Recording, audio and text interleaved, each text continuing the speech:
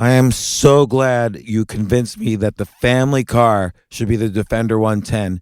It is so beautiful inside, it's so comfortable, and it just feels indestructible. Yes, it really is. I've been waiting a long time for the new model to come out. The Defender 110, I'm telling you, it's my favorite car of all times. It's my third one.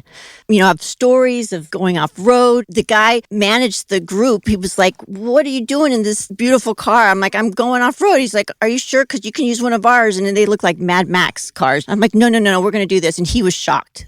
Wow. Well, it's great because the Defender has been reimagined for 21st century adventure, and its unparalleled off-road ability as well as its robust interior are invaluable whether you're headed towards uncharted territory or just a weekend of exploration. The Defender 110 tackles challenging surroundings with absolute confidence. The SUV conveys strength outside and in, featuring peerless technology like an intuitive driver display and an award-winning infotainment system. That's my favorite part, to keep you connected no matter where the journey takes you. Adventure is unique to everyone, and so is the Defender. Choose from the two-door Defender 90, the four-door Defender 110, or the larger Defender 130 with the ability to seat up to 8 passengers. You'll find uncompromising performance in all three.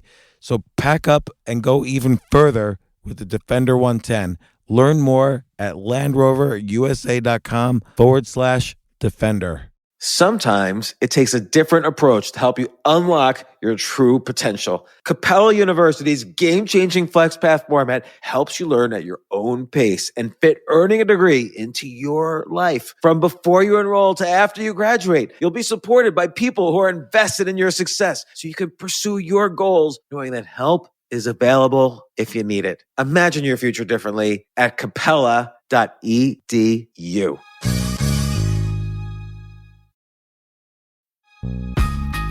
This isn't your average business podcast, and he's not your average host. This is the James Altucher Show. Today on the James Altucher Show. Indre Viskontas is such an amazing person. She wrote a book, How Music Can Make You Better. Well, how does she know? She's both an opera singer and a neuroscientist. She's a professor of psychology, and we talk a variety of fascinating subjects on the topics of both music and neuroscience. What neurochemicals are triggered by what types of songs?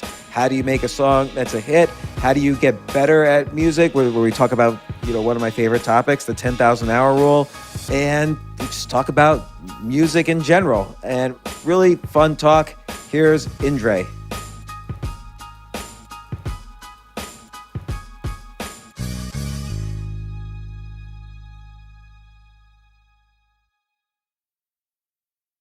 So I have Indre Viskontas, who is both a neuroscientist and an opera singer, and she's a professor of psychology at, University of San Francisco or San Francisco University? I always forget these things. University of San Francisco, USF, yep. And you wrote this excellent book, How Music Can Make You Better. And I listen to music all day long, and I want to figure out if it's making me better or not, and how I can make it myself even better from all the time I spend listening.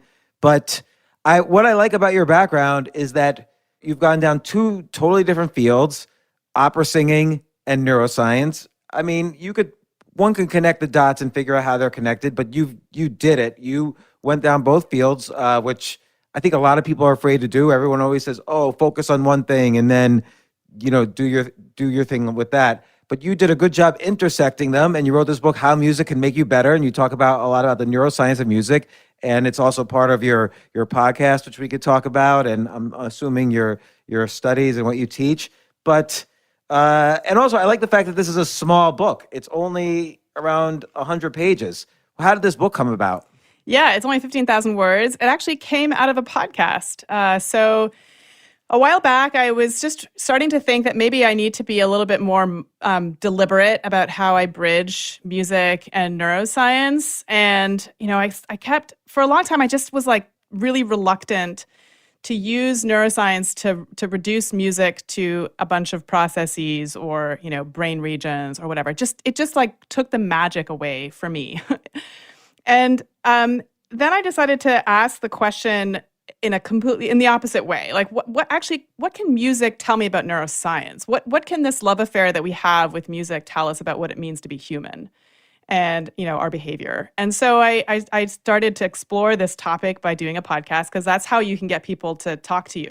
Right. You Right? can't just call people up and Yeah. like I can't call up, I don't know, the president or a presidential candidate and they say, hey, I have some questions for you. Can you just talk to me by myself? But if you say, hey, I have a podcast, then you have a decent chance of them responding. Yeah, exactly. It's totally the reason to do a podcast. Totally. It's a great reason. And you have great conversations with people.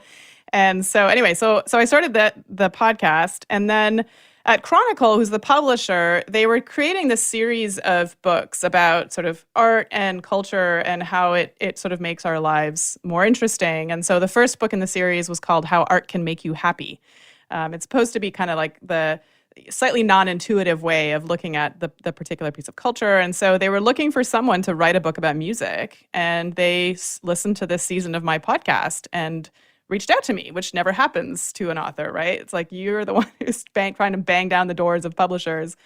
But they reached out to me and asked me if I would be interested in writing this book. And I said, absolutely. And so it was a real delight to write this little 15,000 word book on a topic that was very near and dear to my heart, but also to take it from the approach of, what can we learn about ourselves through the process? And so as my mother says, like, how can music make you better at what? I intentionally left it open-ended because I wanted to learn as I was writing the book, but also I want people to sort of bring their own kind of thoughts to it, and the sense that music is something that is ubiquitous in our lives. It's a tool that we use for many different purposes, and it can make our lives better in many different ways.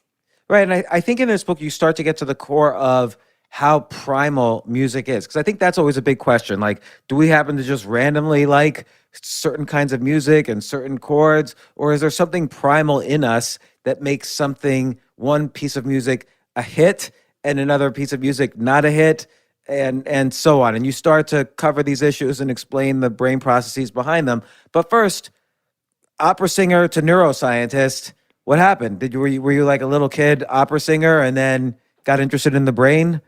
How did you become an opera singer? I mean, yeah, kind of. So I was a little kid who loved to sing. And actually, one of the first videos of me singing shows that I did not have innate talent. I was totally off key. It's actually really funny how bad it was. And but my mom was a choral conductor, and so she always thought, singing was a great way to spend your time. And she sent me out to an audition for the best children's choir in Toronto, where I was a kid growing up. And I didn't get in because I clearly had no pitch. And then there was like the Rugrat Choir, which happened to be the Canadian Children's Opera Chorus. That's where all the people who didn't get into the Toronto Children's Chorus went. Although if you ask them, I'm sure they would be, horrified at that characterization. But the best part was that these were all theater kids. It wasn't just, people who sang perfectly in tune, with wearing all the right robes and everything. It was kids who wanted to run around stage and be actors. And so I really found my people in the Canadian Children's Opera Chorus. Right, because opera is basically the intersection between music and theater. Yeah. So it's like you have a bunch of intersections happening here. Yeah, exactly. And choral singing is very different from opera singing. Opera singing, you're a soloist. You want your voice to be heard. In choral singing, you want to blend. And so I was definitely more of the outlier. You wanted to be heard. I wanted to be heard.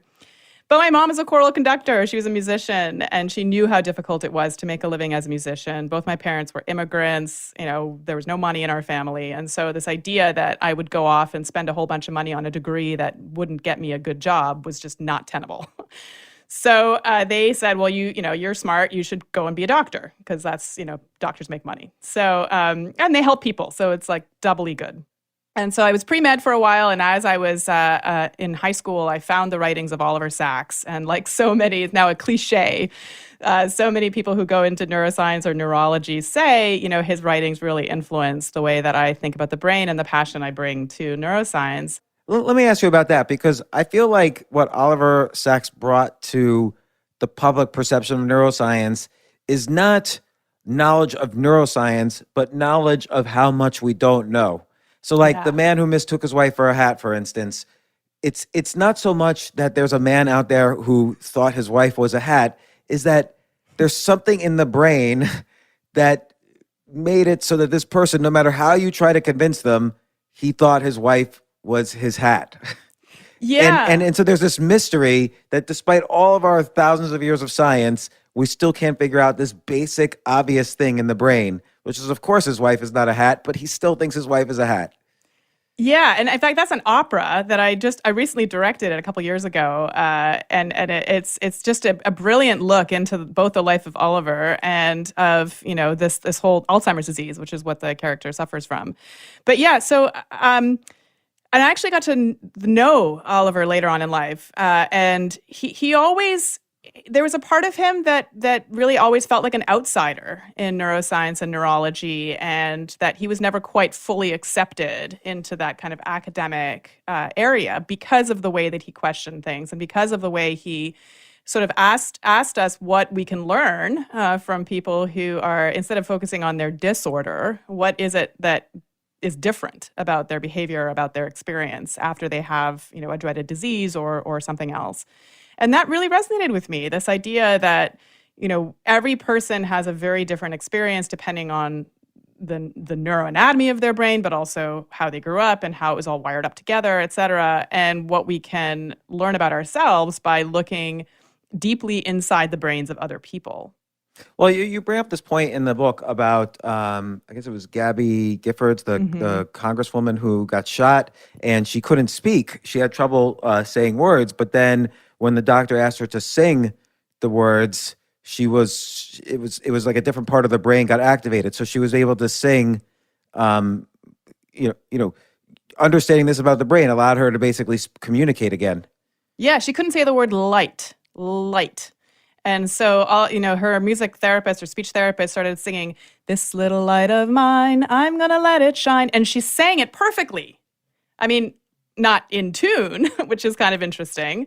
But she said the word light multiple times in a row perfectly well. And there's actually a video of this that your listeners can watch. And so that's really interesting because it suggests that it's not a motor problem. It's not like she can't, there's some paralysis that she can't control the muscles. It's just that when she's trying to access that word, that using her speech centers, there's a block. But if you use your, music network, it pops in there. And it's fascinating that the brain has all these redundancies. But we shouldn't be surprised because Mother Nature is a tinker, not a designer. So, there's a lot of things that our brains do that are redundant. But in this case, that's why I talk about music. I really like how Ani Patel talks about it as a tool rather than, something that our brains evolved to do. It's like we use fire to make food and keep ourselves warm, but ultimately it's what also allows us to not have to spend all of our time searching for, foraging for raw food. And kind of, set the ability for us to become civilized. I think music has a lot of that in it when it comes to how we understand each other, how we can process each other's emotions. If you think about like when you're teaching your kids to speak when they're infants, like they don't know what you're saying. It doesn't even matter what language you use, but what matters is the cadence of your speech, right? The melody in it. Really? That's what matters when I'm teaching my kids to speak? Well, when they're babies, yeah, right? Because you can say anything to them, but if you say it meaningfully, and by that I mean they know the meaning of the emotion by the way you say it, right? Like if you say it in an angry way, they know they did something bad. If you say it in a sweet, loving way, they know that it's something rewarding and good. It doesn't matter what words you use. You could make up your own language. I wish my parents had taught me to read using music then. I remember my mom, I was like 4 years old, and I distinctly remember my mom just throwing a book in front of me and screaming, "Read!" And that really didn't work. It took me a while to read. Yeah. I mean, so reading is a whole other thing. That's much more evolutionarily new compared to music. I mean, we've been singing probably, for hundreds of thousands of years. We've only been reading most of us for like 600 years, right? Well, which makes sense because like sound obviously has been around forever. And one thing that occurred to me, I mean, you write about this in the book, but is that the human brain wants to find patterns in the chaos. And so you know, you could look at storytelling, you could look at comedy, you could look at music, but music's very pure in this, in that there's a bunch of sounds and we find the pattern, we find the melody, we find the parts that we like and dislike, we find some meaning in the music. And I thought that was very interesting because you figure the entire universe goes towards entropy, towards chaos, and yet what makes us human, what gives us power as a species is that we can, despite everything chaotic, we can find this pattern in the sounds around us, for instance, and we can find meaning in them.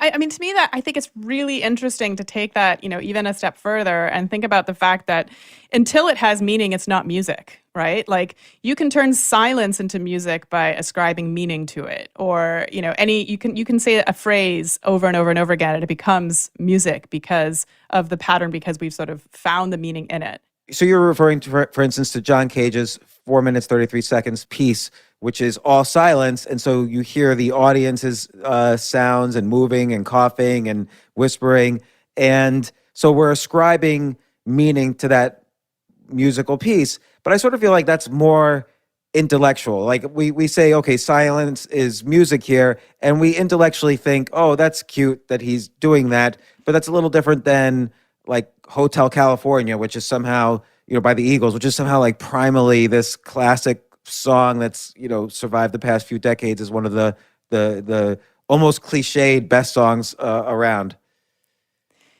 Yeah, so I think maybe even a better example is Diana Deutsch's speech to song illusion, where she says a phrase, "The sounds as they appear to you are not only different," and she says it over and over and again, and the last part of the phrase is, "but sometimes behave so strangely as to seem quite impossible." And if you repeat that loop over and over and over again, eventually it sounds as if she's singing it. And then if you hear the whole phrase again, your brain makes the assumption that she begins singing the phrase when she gets to those words. And that's only because you have now found a pattern and that the meaning of those words has changed. It's no longer just the actual semantics behind what she's saying. It's the pattern and the melody and the rhythm, that now you're like, oh, well, that's music. A lot of us probably did this as kids, where we just start. I mean, look at Baby Shark, right? Like it's not music until you kind of repeat it over and over again, and then it becomes this pattern, and then it becomes more than just the do-do-dos and the baby sharks, right? It becomes this like other thing. Yeah. So I'm curious, what's primal in music? So for instance, when we hear minor chords in a song, we think it's like a sad sound. Does this hold over all cultures? So like no matter where you are, if you're an Aboriginal in Australia or you're, live in New York City, do you feel sad when you hear a minor chord, no matter where you're born, no matter where you're from? Yeah, so these kinds of studies are really hard to do because there's so few people that have never been influenced by Western culture. So yes, if you ask people who, come from different cultures, you often will find agreement on things like minor chord sounds sad, or slow music is more likely to be sad than up-tempo music, and certain characteristics. But there's some evidence coming from people who have like virtually no contact with the Western world, where they don't even hear octaves in the same way, which for you and me, for our ears, octaves, we can agree that they are essentially the same note, but in different octaves. So if we can't even agree on the fact that octaves are primal, I don't know how well we can answer your question, because I just don't think that there are enough people out there that haven't been influenced by Western music, and music is everywhere in Western culture. What about if someone was deaf and now suddenly they can hear? So they have some surgery and now suddenly they can hear. Have there been any studies done on their musical tastes or abilities? Yeah. So interestingly, for one thing, they're not just immediately able to hear and make sense of noise, because a big part of your brain's ability to process sound is learned and happens with experience. So like, for example, if you restore hearing in a person who is deaf, regardless of whether they were born hard of hearing, like with a cochlear implant, for example. There will be a period of time when, in fact, noise is very aversive to them because they can't make sense of it. It's almost like restoring vision and everything looks blurry. You can't tell the difference between, shapes. So they have to be trained to listen. And cochlear implant patients, interestingly enough, even though they eventually can often hear speech quite well and respond sort of, you wouldn't even notice necessarily that they're hard of hearing, music remains elusive to them. And so, I've actually interviewed a couple of these patients and I've worked with a few of them, and everybody is different. Every person's individual experience is different. But for example, one of the patients that really stuck by me was this man who lost his hearing when he was a teenager and then eventually had a cochlear implant. And he could, we had a podcast conversation with him. And so he could hear me perfectly fine. I could hear him perfectly fine. Like we had a conversation. So imagine like how much auditory discrimination that takes to be able to do that. That's pretty amazing that he could do that. And that he could never understand why anybody would pay a dime for music. He was just like, I don't get it. He's like, I it's like if I'm going to go outdoors to a orchestra concert in the park and I'll have a picnic, well, that's kind of nice, but why would you pay for that? Like he just couldn't understand the value that people place on music. Well, I guess he makes sense now because I can't remember the last time I paid for music. So Yeah, I just listen to everything on YouTube. Yeah. Yeah. I mean, there's that side of it. But I think, for him, he just couldn't, it didn't sound beautiful to him. And I think that's because in these patients, there is a lot of work that the brain still has to do to find the patterns, to find the meaning in music. That for those of us who have grown up with, decent hearing and in a culture in which we're exposed to music, it feels natural. It feels intuitive because we don't have to think about it unless, we're listening to John Cage or, some 20th century composed music, whatever you want to call it. But well, you mentioned in the book that babies like very simple musical structures and a lot of repetition. You could think of like "Row, row, row your boat" or "Twinkle, twinkle, little star," and then there on the other end of the spectrum, there's stuff that's too complex that you have to really know music. Like you have to have studied music to really appreciate it. And then there's all the huge landscape in the middle, which is what we hear on the radio, and it's music that we can appreciate after one or a few listens and so on. And I like this idea that I was thinking of this while reading your book, is that music's almost this safe way to experience both tragedy or heroism or all these other emotions that might be complicated in real life, but music gives us this tiny experience of it in the brain. Like when I hear a really sad song, you could even cry when you hear a sad song. So it's like a safe way to experience sadness without any event happening that's sad. So maybe that's like a purpose of music in our lives. Yeah, I absolutely think so. I think it helps us understand the emotions of others and empathize with them, figure out how they're feeling, and therefore feel more connected. I think ultimately the reason that we have music is for social bonding. It's a glue that connects us all, even when we are by ourselves. Listening to music with no one else, we still feel connected to the world when we can connect with the music that we're hearing. And so, yeah, I think it's very much, for the most part, the majority of music is really about sharing this emotional state that we have. And I think that's why I was sort of really interested in using it to sort of understand human beings more, because sometimes a really great musician can express a feeling, an experience that they've had in ways that, other genres, other media fall short.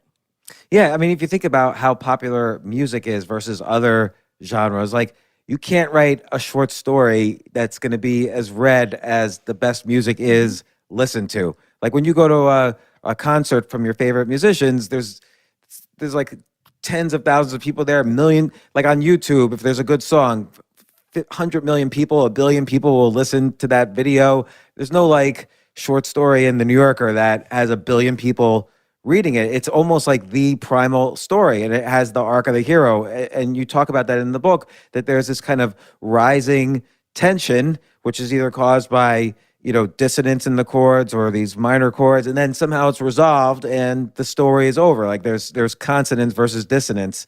And again, it seems like some aspect of, taking all these disparate noises and finding a pattern in them. And then there's something primal, as Joseph Campbell even pointed out, there's something primal about storytelling, but even more primal in music where there are no words per se. Yeah, and it's this interesting phenomenon where when we feel bad or we feel sad, we've just experienced a breakup, we go and listen to a bunch of breakup songs. Like that doesn't seem like the best way Does to it get help? over, but it does, and it helps for a number of reasons. I mean, we can talk about why it helps in terms of the hormones. Right? Like, why does a good cry feel good? Well, because it releases a hormone called prolactin, which is tied into, your kind of sense of attachment, but also like other aspects of your brain function.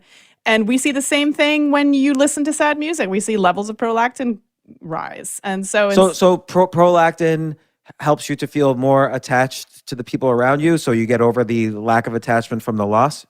Yeah, I mean, well, I think it makes you, it makes you feel less alone, makes you feel more connected. But more importantly, I think it gives you the release, right? Like so much of our emotional state, so much of our brain is really about balance, whether it's, this explains why we have tolerance to drugs, right? The brain is trying to rebalance the neurotransmitter levels when you take a drug that boosts one particular neurotransmitter.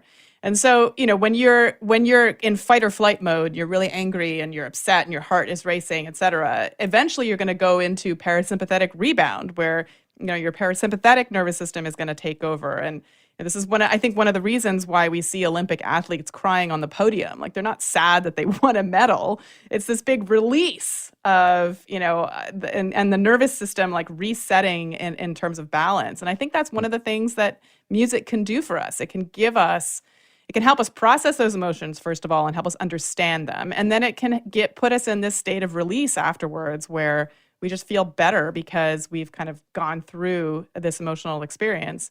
But in a safe space, as you said, you can always turn the music off if it gets too much. You can always leave the concert, but you can't always leave the pain of being rejected. And so, music kind of helps you navigate that a little bit. And what's the in terms of getting better at music, like you mentioned when you first started doing opera, you were not good. able to sing opera so well, and obviously you learn, and any musician has to go through hours and hours learning. And you talk about the 10,000 hour rule with Anders Ericsson, that it takes 10,000 hours to be truly great at something. And his own experiments, he really focused on music and in particular violinists, and both he and Malcolm Gladwell referenced the Beatles when talking about the 10,000 hour rule and how they put in their 10,000 hours creating music when they were performing in Germany in their early years. But what's the story? Like, how can I get better at music? Yeah, so I think one of the reasons that actually Anders Ericsson pushed back against Malcolm Gladwell, and that more recently Malcolm Gladwell has also, found this is true, is that as we're learning more and more, it's not the hours you put in, it's what you put in the hours. And you need those hours, but they need to have certain characteristics that we now think are really important for developing a high-level skill. And when you're talking about like learning the violin, we've been playing violin for a couple hundred years really, really well. So to become a virtuosic violinist today, you actually need to be better than the best violinist was, 150 years ago. And that's because we have much better coaching, we have much better training, and so in deliberate practice, there are a number of factors that come into play. Probably the most important is that you have a goal that that is achievable and that you know what that is. So it's not like, okay, I want to become a better violinist, I'm going to pick up the violin and try to play. It's like, no, today I'm going to work on my bowing, and my goal is to be able to bow in this particular way by the end of the session. And then you need to try a bunch of things. So you need to be open to a variety of tools, and you need to have feedback that is relatively immediate to see whether what you're doing is working. A good coach can have a big impact there, and a bad coach can have a big impact there too, right? In the wrong way. So it's this interplay between motivation and being able to keep up your motivation while still evaluating how well you're doing in the moment, and whether the way in which you are practicing is actually getting you closer and closer to your goal. When I was listening to one of your previous episodes with Jeff Lerner, and he was talking about how he picked up the piano at 17, and by age 20 he was a professional jazz pianist. One of the things, and he mentioned how like it was hard for him in his hands, because if you start much earlier, you have a lot, you can have a lot more malleability when you're going through puberty, et cetera, and your growth spurts are happening. It becomes harder to do some of the dexterous work of, say, playing the piano, and so he had to catch up, and he had to do that very mindfully. And I was thinking, the whole time I was listening, how he really used these deliberate practice skills where he had clear goals. He was going to memorize all the intervals. He was going to learn all the chords. He's going to be able to do them. And there was, he knew, he could see and hear whether what he was doing was improving and getting him closer to his goals, et cetera. And so it was a really nice way of looking at deliberate practice. And he was 17 and spent 10 hours a day practicing the piano. How many 17-year-olds do you know that could maintain that kind of focus and deliberation and have the time to do that? Yeah, I think he even dropped out of high school to do it. Yeah, right. So that makes sense why it would only take a few years for him to catch up to some of his peers.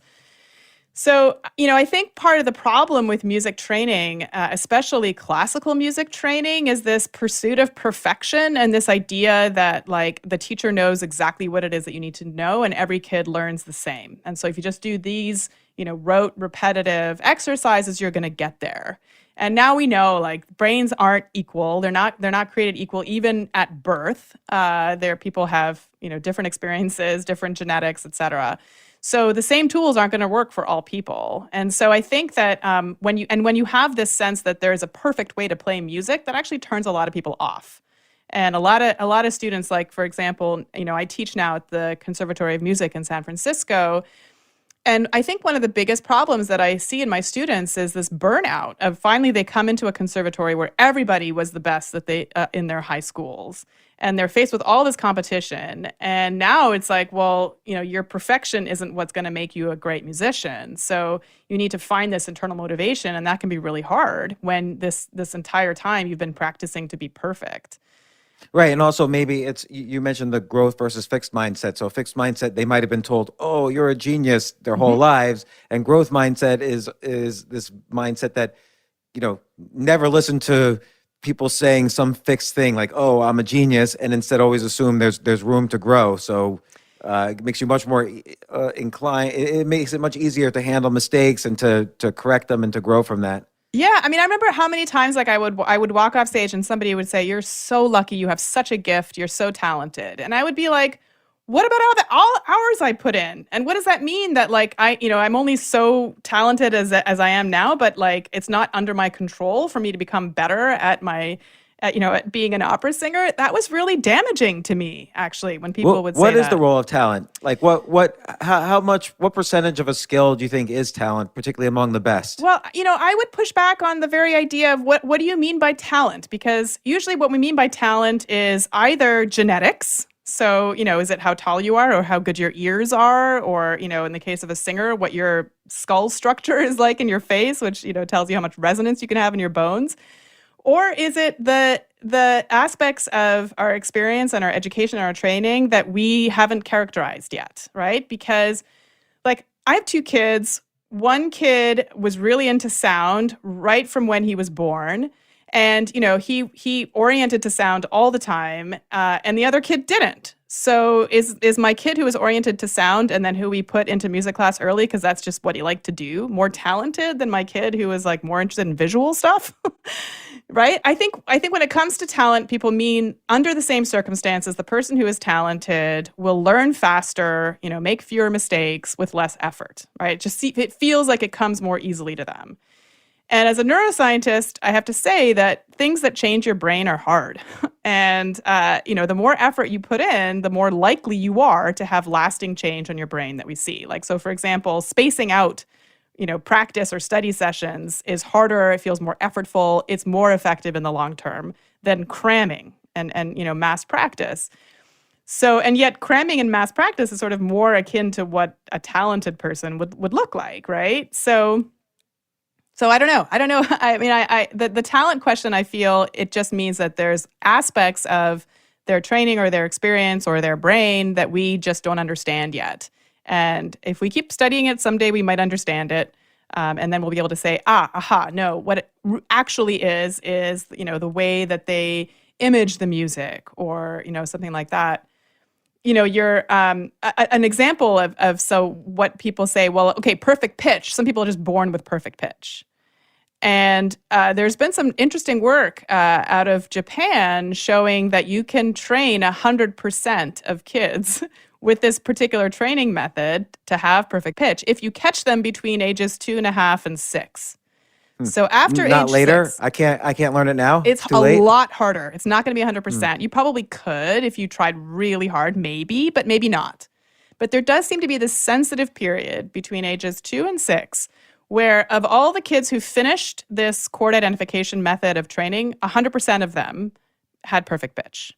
And so it suggests that there is training to it. And, when people say like, well, but, I didn't do that. I had perfect pitch. I want to say like, well, how did you learn the alphabet? How did you learn to read? And most people can't remember. But the truth is that having perfect pitch means assigning a letter to a sound. So at some point you had to learn what the Western world thought of those letters and which sounds they match up with. Just like or at least you learn to distinguish that this sound is different from this sound. But then you have to name it too, right? It's not enough to just be able to say those are different. You and I could do that. You and I could, but then you have to add the perfect pitch means, oh, but I know that that's A or that's a B. Right. Right? So I wonder if then talent might just be some accident of pre-verbal days or almost pre-verbal days when you're young, and you just happen to stumble into some way of thinking that lends itself to X, Y, or Z. So like, for instance, take chess players as an example.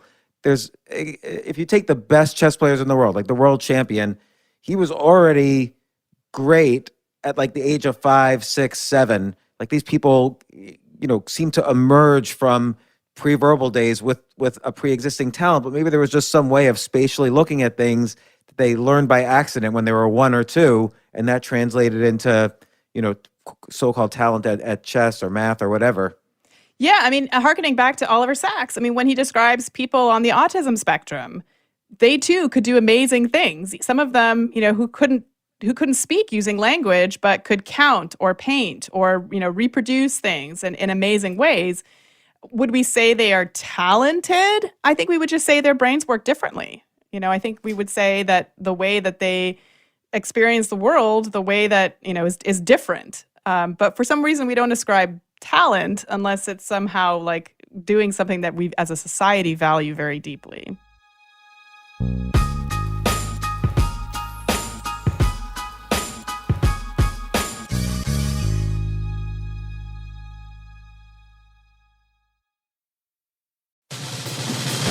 These days, we're all investors, trying to be smart with our money despite our worst impulses. But at iShares, we believe that deep down inside of every investor is a better investor.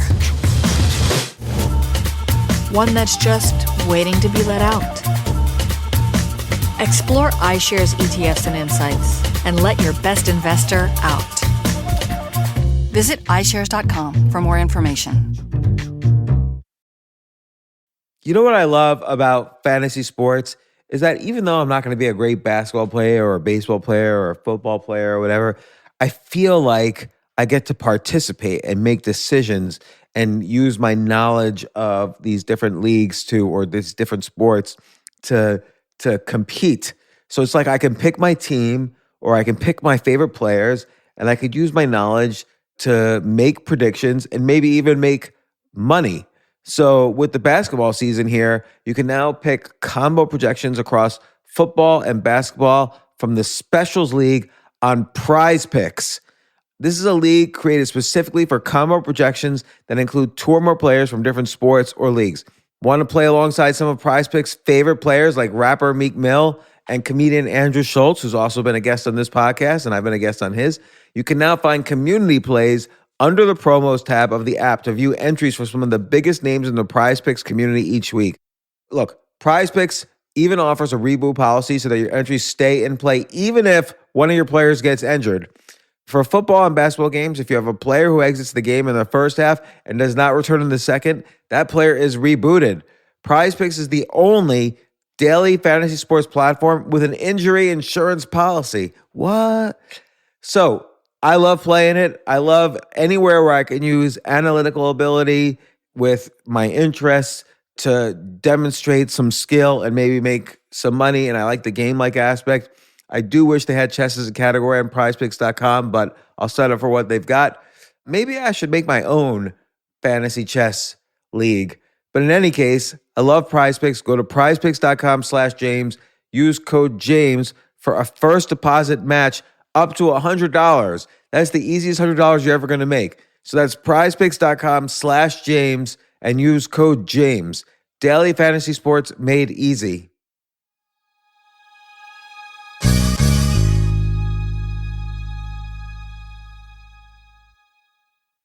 The future of learning is definitely online. Like, it's such BS that you have to spend $200,000 or take $200,000 in loans and go to some fancy school when it's useless. It doesn't guarantee you a job. Most employers, including me, do not care about degrees or grades or anything like that. We want to care that you love what you're doing, that you know what you're doing, in some cases that you have experience or that you're willing to learn. But people in general love learning and are curious. Like, the key to success is curiosity. And I think masterclass.com is the perfect model for online learning. I'm really happy they're sponsoring this episode. If you're going to give a gift, give the gift of learning. Masterclass makes a meaningful gift this season for you and anyone on your list, because both of you can learn from the best to become your best, from leadership to effective communication to cooking. Let me tell you some of the classes I've taken. I've taken comedy from Steve Martin. I mean, can you believe I can take a class from Steve Martin on comedy, or Judd Apatow, my favorite comedy director? I could take an actual class from him on writing. Wolfgang Puck on cooking. Dan Brown on writing, or Judy Bloom, who's been on this podcast, on writing. By the way, Wolfgang Puck also has been on this podcast. It's such a pleasure. I try to take classes all the time from masterclass.com. And whether you're watching Masterclass on TV or listening in audio mode in the app or on their site, the quality speaks for itself. It's like these Masterclass instructors are your own personal mentors that are going to help you reach the next level. How much would it cost to take one-on-one classes on comedy from Steve Martin or on chess from Gary Kasparov? You just wouldn't be able to do it. But it would cost hundreds of thousands of dollars. With a Masterclass annual membership, it's $10 a month. Memberships start at $120 a year for unlimited access to one-on-one classes with all 180 plus Masterclass instructors. So it's not just $120 for one instructor. You get all 180 plus Masterclass instructors. Boost your confidence and find practical takeaways you can apply to your life and at work. And if you own a business or are a team leader, use Masterclass to empower and create future-ready employees and leaders. That's the real education in today's world. So this holiday season, you can give one annual membership and get one free at masterclass.com/JAS. JAS, of course, stands for the James Altucher Show. So right now you can get 2 memberships for the price of one at masterclass.com/JAS. Masterclass.com/JAS. Offer terms apply.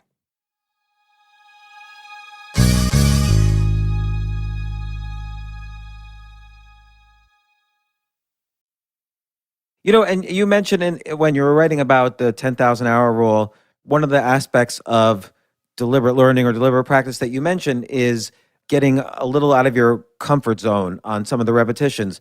I'm not totally sure that's really in Anders Ericsson or his original definition of deliberate learning, because there was so much repetition involved. For instance, in memorizing sequences of numbers or being a violinist.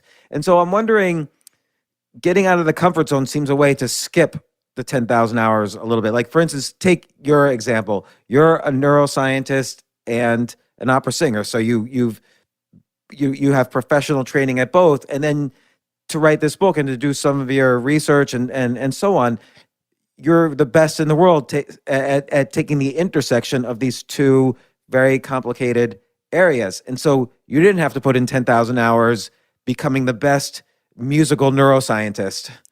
Yeah, well, thank you for saying that.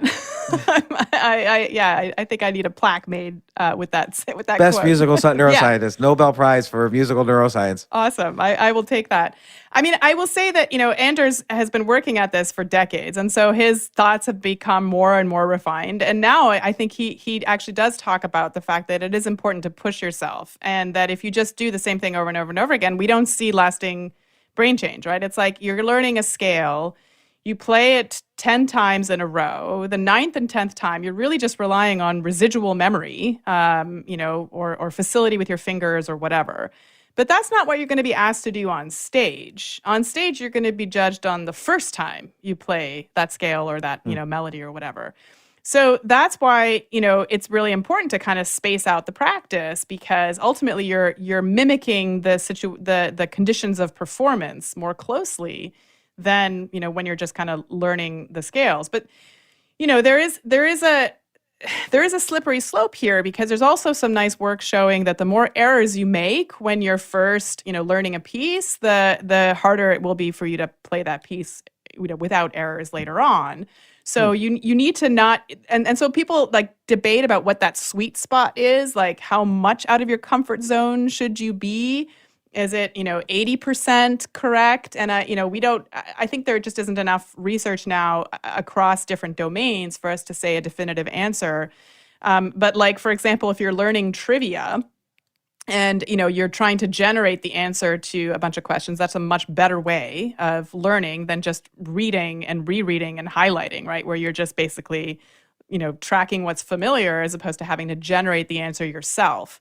And when you're generating the answer yourself, it's best to sort of get to the point where you forget about 20% and then, you relearn it. And so Bob York, who is one of my mentors in my PhD at UCLA, who's done a lot of work on this, talks about desirable difficulties in learning. And by that, he means that when you have conditions during learning that slow down the rate of learning, that actually leads to more lasting change. That's interesting. So like, what's an example? Yeah. So an example is that, like, let's say I want to learn a list of 10 words, and I'm going to, read the list of 10 words, and then I'm going to just read it over and over and over and over again. And I'm going to study that list of 10 words for an hour.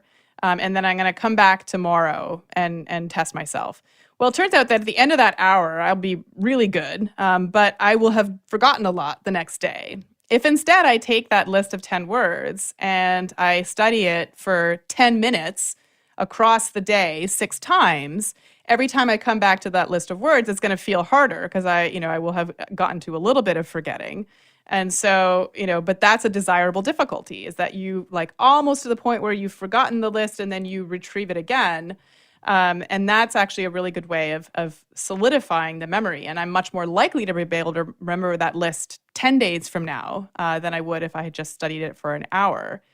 That's really interesting. So let me ask you this. Like when you're singing opera, if you feel like you go on stage and then you feel like it's just rote singing, like it's just kind of, I imagine there's times when you hear yourself singing, you feel yourself singing, but it feels almost rote, as if it's almost as if you're doing the singing without really putting yourself in it. I bet you that's not as good, or the audience does not respond as much as when you're putting yourself into it, because maybe you forgot a little bit, or it feels more new to you, even if it's the 100,000th time you've sung it. Yeah, I mean, I think there's a certain element of that. I mean, I think also if, as professionals will say, like, it doesn't really, ultimately it doesn't matter how you feel on stage. It's like you still have to do your job. So I want to push back on this idea that you need to feel every emotion that your character is feeling in order to emote it. You just need to know what the audience needs to see you feel in order to do it well. And I'll give you one example is that, I played the role of Beth, who was the sister that dies in Little Women. And, the aria that I had to sing just before she dies is like this, has all these high floating high notes. And like, I couldn't get through it without crying. And I thought like, oh, I'm emoting so much. This is so meaningful to me. Like, I can't even get through it without crying. But the truth is that crying closed up my throat and did not sound good. So I had to learn to do it without crying, but still have the same effect. And so that was a sort of a hard lesson to learn. But I have another experience to tell you about, which is where your suggestion rings really true. I was playing Iolanthe in Gilbert and Sullivan's Iolanthe, and it was like the fourth night out of 6 shows. So it was like, I'd already done the show 3 times. This was number 4. It was right in the middle. I didn't have anybody in the audience that I knew or that I really cared about. And I think a part of me was just kind of dialing it in a little bit that night. And it came time for me to sing my aria. And I will never forget this. I'm kneeling because in the staging I was kneeling, and I'm right in front of the conductor. And the intro to the aria starts, and I cannot remember the words. I have no idea what to sing. And I just remember looking at him going like, oh, shit. And I just opened my mouth and hoped something would come out. And what came out was verse 2. And I sang verse 2, and he was looking at me like, what are you doing? And then I went back and sang verse 1. And afterwards, someone came up to me and said, you need to fix the super titles because during your aria, they were in the wrong order. Oh my gosh. But, that was just a moment to me where I really realized that I can't, this is not just in my body. I can't just, let it go. But yet there's something there, because if I had really thought hard about and tried to find the words, they would not have come, right? I needed to. But what if you had looked for the meaning, the why of why you were singing it at that point? I mean, I knew the meaning, but it's Gilbert and Sullivan. It's all about rhymes and clever. I mean, it all means the same kind of thing. It wasn't, you know what I mean? I think of something similar. It seems like I'm going to make a parallel between music and stand-up comedy, even though music is obviously much more universal and worldwide and so on.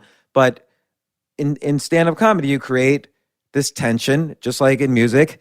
And the tension could be, excruciating. Everybody wants it to, resolve. And at the end, it resolves in a way that, either you laugh or you cry or you feel good from the musical piece or whatever. But I've seen comedians who've done 4 or 5 shows in one night, and by the 4th or 5th show, so many of the jokes are rote. They're just kind of, it's almost like they're doing them on automatic without really feeling it, that you could tell the audience is not responding as much. Oh, interesting. Yeah. I mean, what is that, right? So it's so fascinating to think about what is the difference between performance 1 and performance 5, and, how the person, what they bring to it. And, I think the answer in part, I mean, there's probably, if we analyzed, the either the visual or the auditory, stimulus, we looked at the sound wave, we could probably find differences and see, is it in the timing? Is it in, the emotion in the voice, whatever that means. But I think that, ultimately too, we are so sensitive to body language and to, we can tell immediately whether an actor or a musician is present in the moment.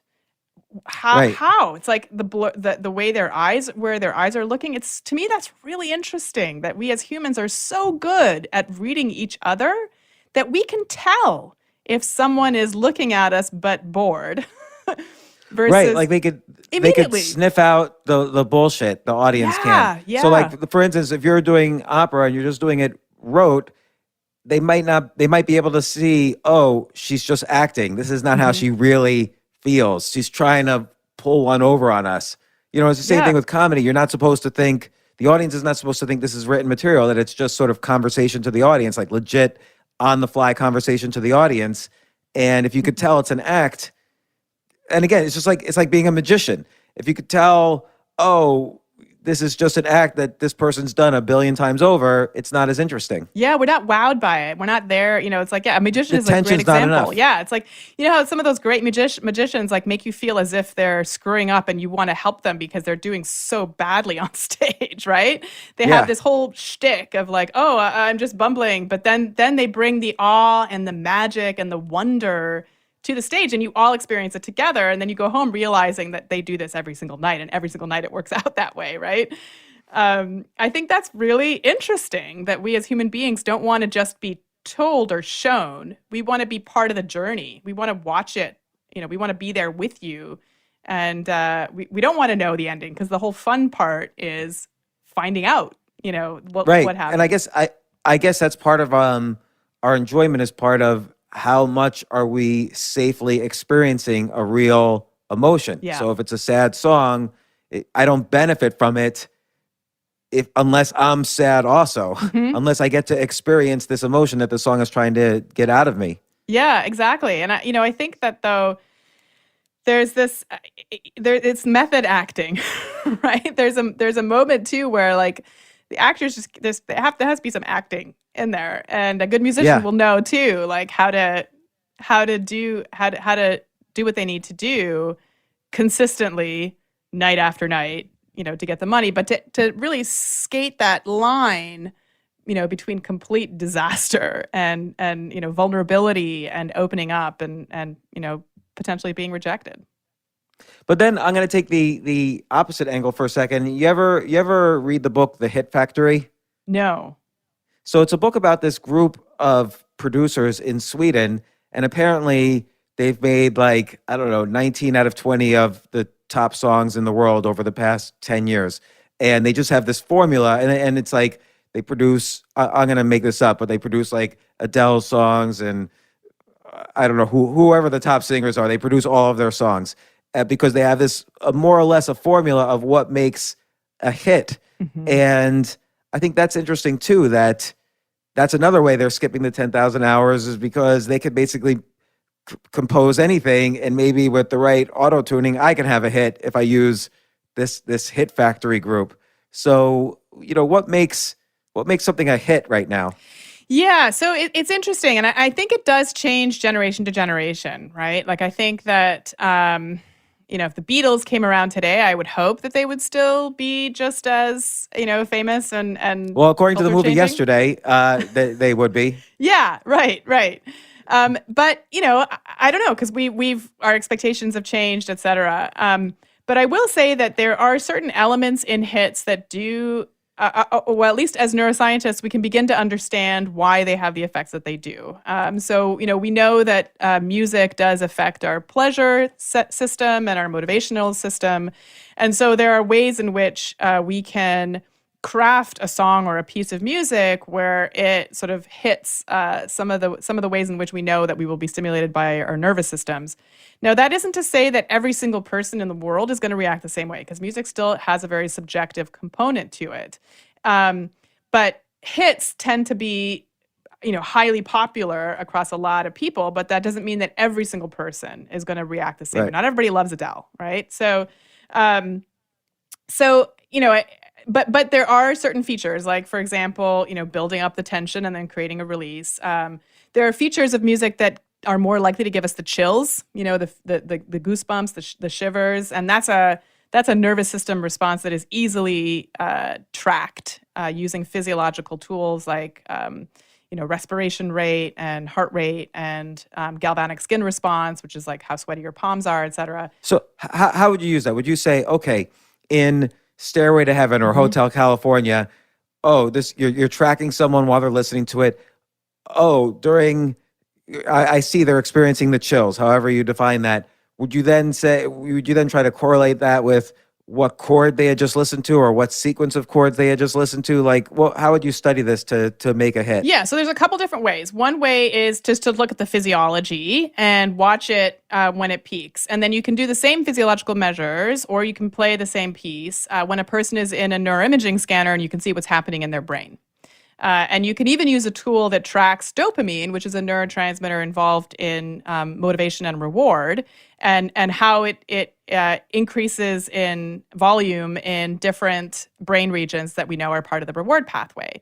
And this is why neuroscientists who study music love the chills, because they're really reproducible and they're measurable. We don't need you to tell me that you're getting the chills. I can see it on my measures. I can literally see little peaks and valleys on my, in my data that tell me that you're having the chills.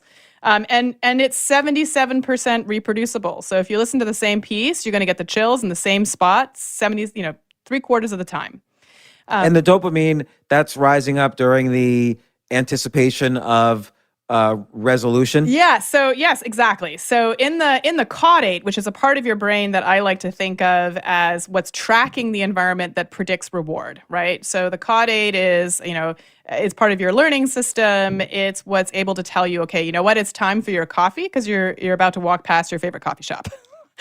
So, here's a little boost of dopamine, go grab your coffee. And then when you actually drink the coffee, you get a shot of dopamine in the nucleus accumbens, which is like the liking area. It's like the part that sort of gives you pleasure. So if you like implant an electrode in the nucleus accumbens of a rat and you teach it to press a lever, it'll sit there and press the lever until it dies, right? It's super pleasurable.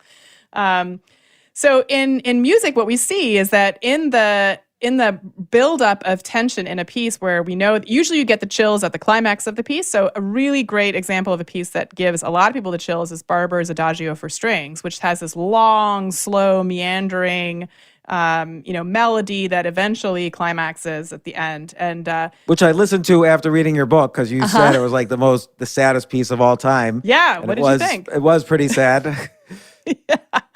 Yeah. So, and it's really effective at giving a lot of people the chills. Not everyone, but a lot of people, because it has this, like, we all know where the melody's trying to go. Like, once you start listening to it, you're like, okay, yeah, just resolve, and it doesn't, and it doesn't, and it doesn't. And so the tension builds and builds and builds and builds until you finally get this release. And that's when we see this boost of dopamine in the nucleus accumbens. And so we know this works. And another way of looking at this is to have people pay money for a song. And we see that when you get this boost of dopamine in the nucleus accumbens, people are more likely to spend, their money on paying for a song.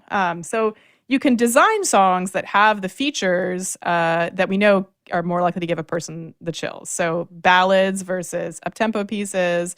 When you have a treble voice, whether it's a soprano or a guitar or something else coming out of a cacophony of other sound, that also tends to give people the chills. When you have a big change in terms of the texture or, a big resolution of a key, et cetera, that, so you can kind of figure out, if you put in a whole bunch of these tools in the right way, eventually you can build an algorithm that can give you the hit factory. Well, what's an example of that second one where you have a voice that comes out of a cacophony of sound? Yeah, so Hotel California, or the guitar solo, right? Or Whitney Houston's I Will Always Love You, when there's that big key change, and all of a sudden, right? And it goes on there. There's another one. Adele in Hello. There's a moment where she does that as well. I don't know. There's in a lot of different genres of music. I mean, in opera, it's all over the place.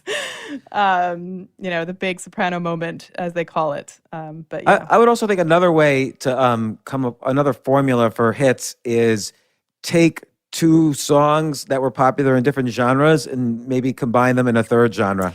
Yeah. So like if I were to take, I don't know, the song Oklahoma, all right, from theater, and put a rap beat to it, a hip hop beat to it, and then have some rapper, rap over the song, I bet you that would be an easy hit.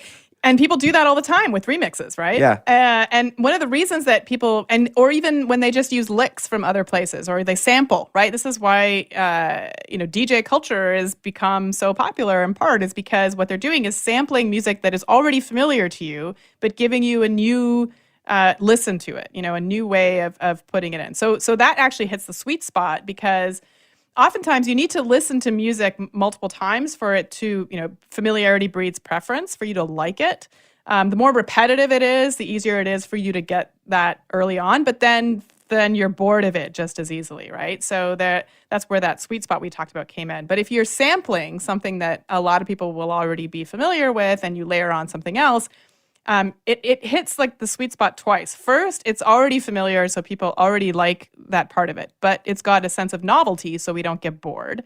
And two, if you're clever, you can kind of track and find extra meaning, right? So the person, the really great musicians will sample things or use sounds that already have meaning. It's like a little Easter egg for their fans to find, and then their fans get a lot of joy out of like understanding the hidden meaning in that particular piece. Yeah, that's so interesting. I always like this idea of quickly skipping the line to with an intersection to kind of make the best hit on the planet or whatever. And this is sort of related, but a little different. You know, when I listen to, let's say you go to a bar and you listen to some band, they all kind of sound the same. But then when you listen to like the best bands of all time, they all sound really different. And so I always wonder, this is just a basic question, and I'm asking you, but uh, why doesn't every band realize that the only way they're going to really make it big is if they bring a new and unique sound to something like for instance, U2 sounds completely different from every band I hear in a bar, sounds completely different from Pink Floyd, sounds completely different from Led Zeppelin, sounds completely different from the Beatles. Like these bands that we know and remember don't sound like any other band. They have their own unique sound. So why does any band just launch themselves sounding like everyone else? Maybe this is a totally naive question. Well, I mean, I think actually it's not naive at all. I think it really speaks to a lot of the changes that are happening in the music industry or that happen with streaming and sort of distribution changes.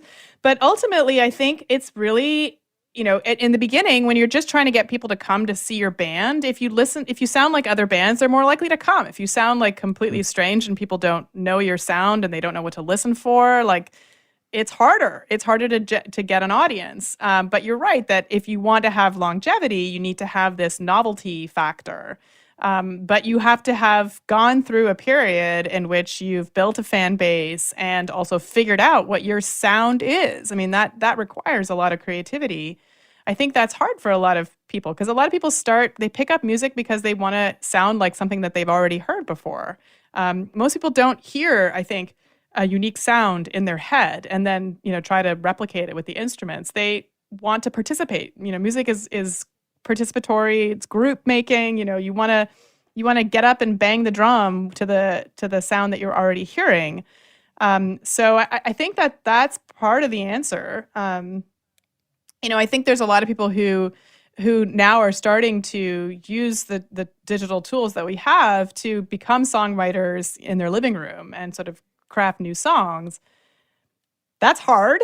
A lot of songs have been written. So how do you find that new sound and that hasn't been heard before? I mean, this is why John Cage wrote a piece that is silence, right? I mean, yeah, I guess always, but and this works in careers too. Like, again, look at your career. You're neuroscience, but opera. So you're able to kind of explore, the music and its effects on the brain. So, that becomes this unique voice that you have in your field. So as opposed to kind of getting very specific in some area that's been really, well researched, that's a lot more difficult.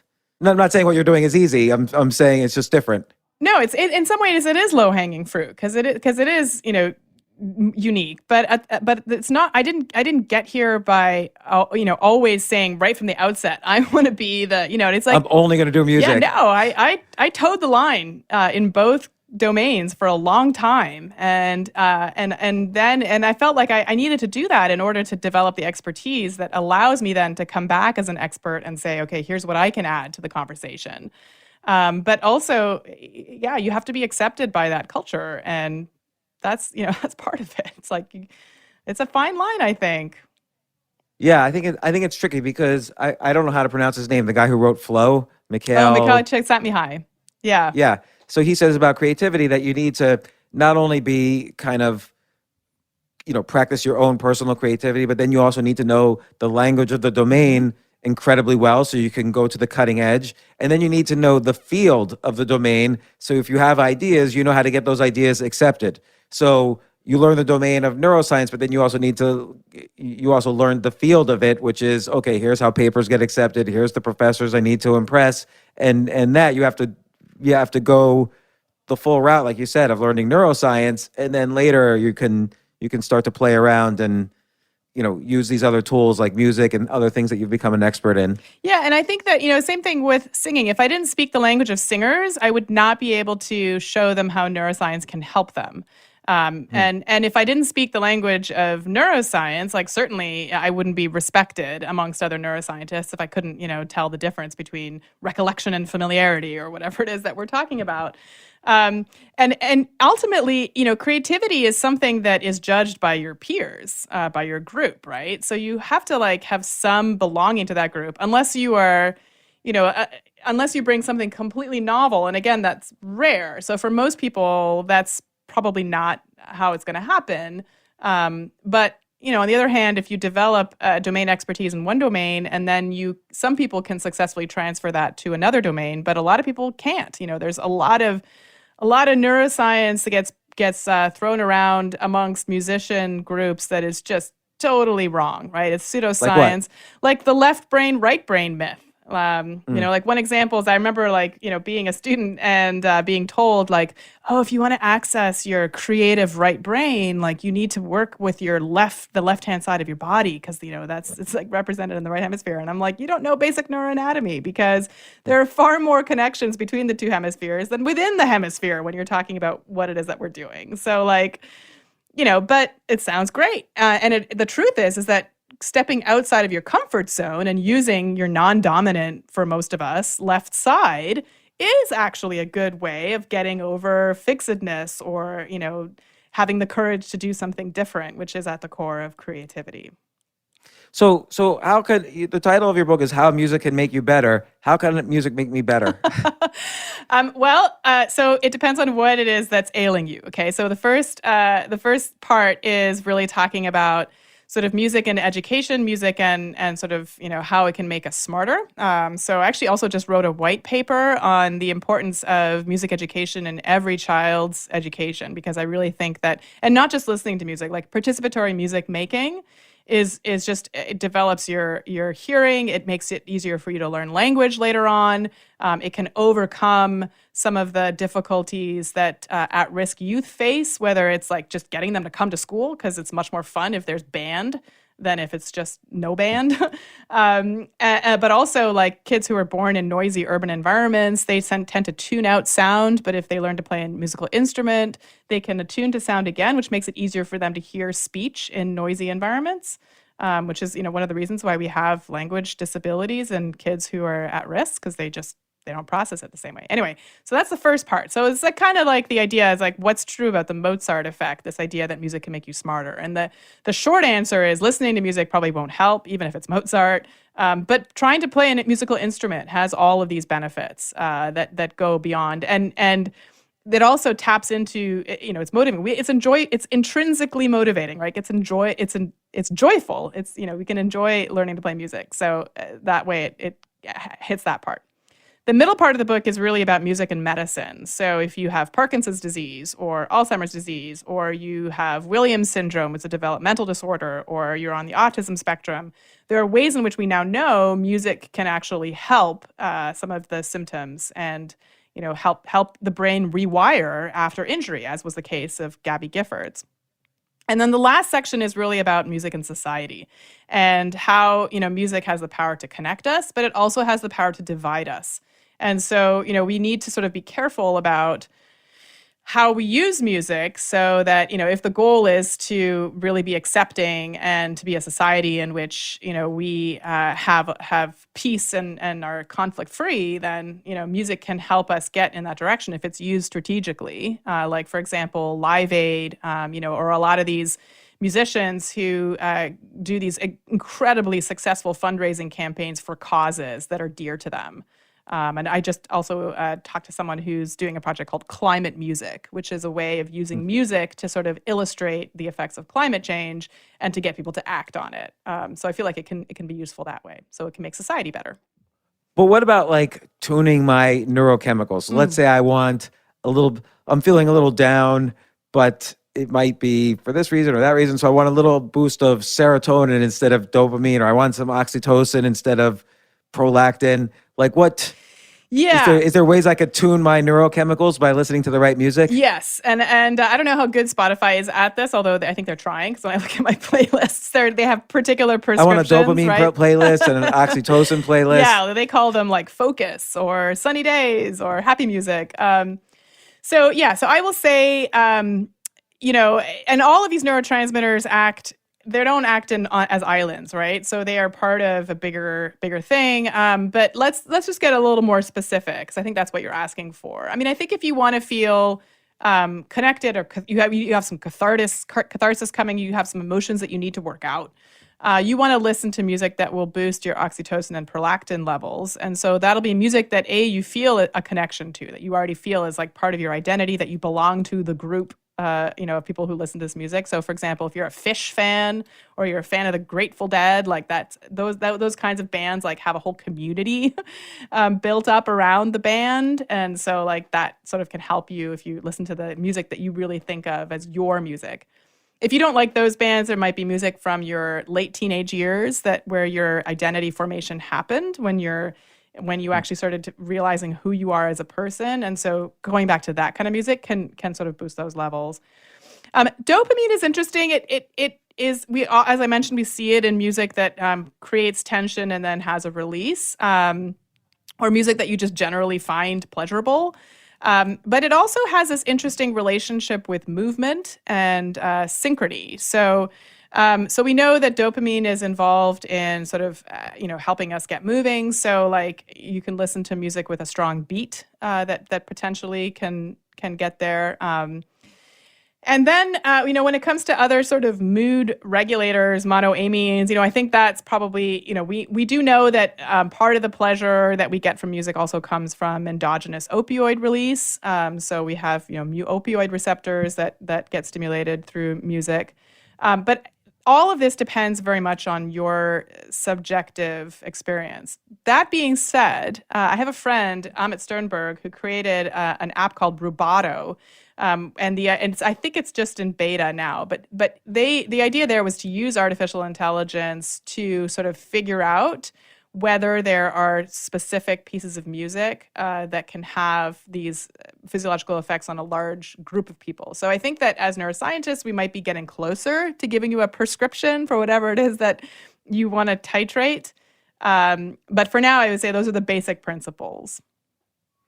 Yeah, that would be great if I could figure out what's going to be my dopamine song versus my oxytocin song versus my I'm going to be smarter song.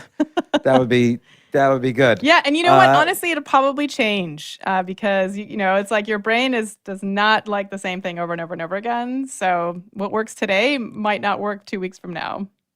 Although you're right, the stuff that I liked, let's say at the age of 13, I still like. Yeah. Like you kind of get stuck with that. You do. And even when you're 80 and, even if you have Alzheimer's disease and you're at the nursing home, when they start playing the music of your teenage years, that will make you come alive. And then some people or all people like to listen to the same song over and over again. So like I could listen to the same song 50 times in a row if I like it. Yeah. Like a new song. Yeah. Yeah. Amazing. But I can't like read the same short story 50 times in a row.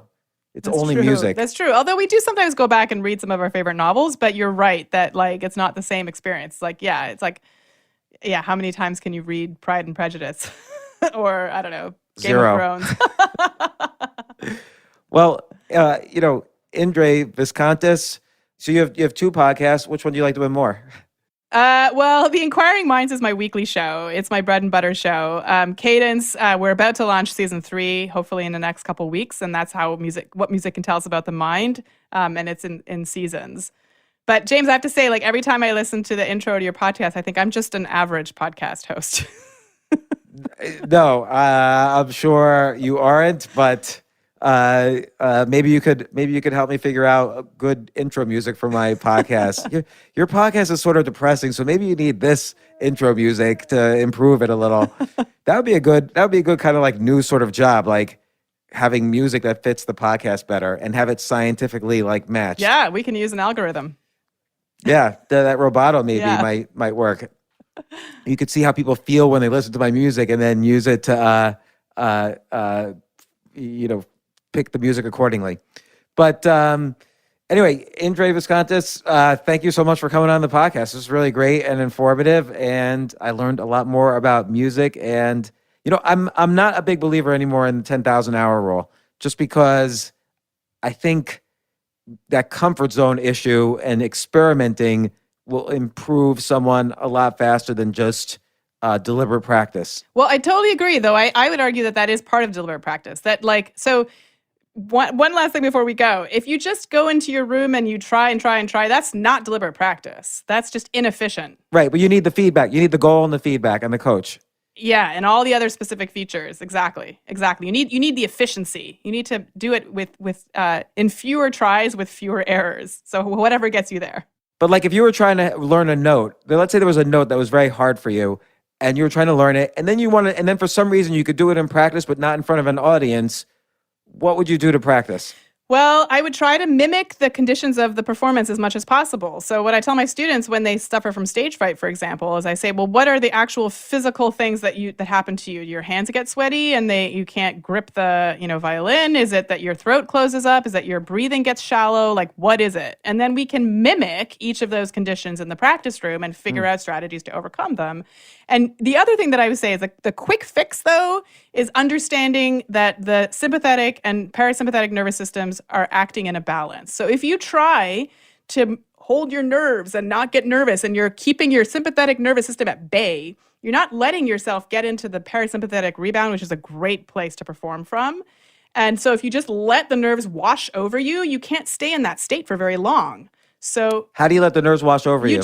You go there. Like if you're feeling nervous, you start thinking about like all the bad things that could potentially happen, and you concentrate on your heart rate and let it race up because you know that that's going to last a minute and then you're going to be fine. Or you could make it, simmer for an hour. So yeah, like whenever I have to do any kind of performance, I'm always, let's say a public talk or a podcast on stage, or I do stand-up comedy. So that makes me incredibly nervous. I'm really nervous right beforehand, but then once I'm on stage, I'm not nervous at all. Yeah. Like I'm so nervous, I feel like quitting everything and running away 10 seconds before I go on stage. And then once on stage, I don't know what happens. I'm not nervous at all, even for a second. Yeah, and so people say, well, I need to like learn to deal with those nerves. And I said, no, you don't. You need to learn to get over that hump faster so that by the time you walk on the stage, you're there. Because it's not going to go away. It's like stage fright doesn't go away. It's just that you need to understand that as soon as you get out on that stage, it's going to be fine and you're going to be there. But you can't tell that to yourself backstage. I always say to myself, right. I always use the same term, which is I'm never doing this again. Yeah. That's exactly what I say. Never doing this again. And that gets me out on stage and then it's fine. Yeah, that's a good one because then it's like the pressure's off. Yeah. Oh, this is the last time I'm doing this, and then I'm quitting. Yep. So I might as well just have fun up there.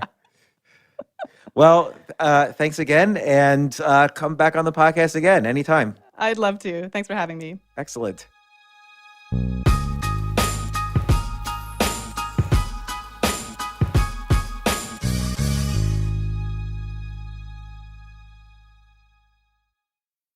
The McNugget Buddies are back. But this time, they got a fresh look as part of the new Kerwin Frost box at McDonald's. We're talking all new buddies, dressed head to toe in the freshest fits, all designed by the artist Kerwin Frost. So when you order the Kerwin Frost box with your choice of 10-piece McNuggets or a Big Mac, you'll get one of the flyest McNugget buddies to go with it. Think you can collect them all? Ba-da-ba-ba-ba. I'm loving it. At participating McDonald's for a limited time while supplies last.